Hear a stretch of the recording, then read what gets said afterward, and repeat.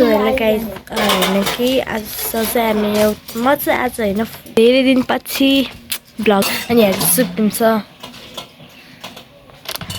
अब यो चाहिँ हल्का नोटिस नगर्नु होला, म के भन्ने छुइनँ। मेरो हातमा चाहिँ ड्रइङ हेर्न सक्नुहुन्छ, सुकुना होइन सुकुना बनाएको हो। अनि आज चाहिँ के गर्नु के गर्ने यत्तिकै आजको त्यो मौसमहरू हेर्दाखेरि अब यस्तो छ कि अनि यहाँ चाहिँ एउटा आजको मौसम चाहिँ यस्तो खराब छ भन्दै त हिजो के भएको हिजो चाहिँ त्यो आकाशहरू सबै त्यो हुन्छ नि ब्लू रेफिस सरी आइएम सो सरी मतलब त्यो लाइक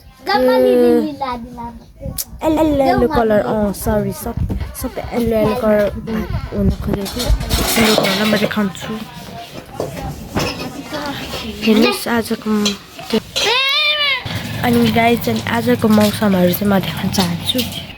हेर्नुहोस् गाइज आजको मौसम यस्तो हो, हल्का कस्तो भन्नु अब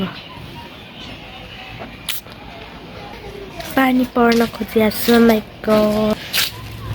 अनि गाइज अनि आज चाहिँ म होइन बिहान अघि भर्खर उठेको हो कि आज अब हल्का जाडो भएर हल्का टेन्सन। अनि आज चाहिँ मैले भन्न खोजेको आज चाहिँ होइन हल्का जाडो मौसम छ नि त, त्यही भएर म छिटै उठ्न सकिनँ, सक्ने भनेको छुइनँ।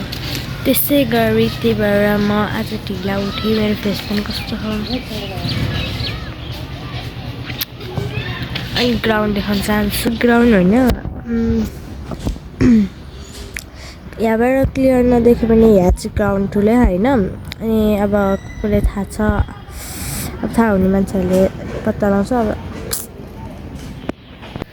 यही हो गाइस छ नि आज चाहिँ म यति नै भन्न चाहन्छु। अब अरू के भ्लग बनाउनु र अब कोही पनि छँदा पनि छैन मेरो साथ भ्लग बनाउनु।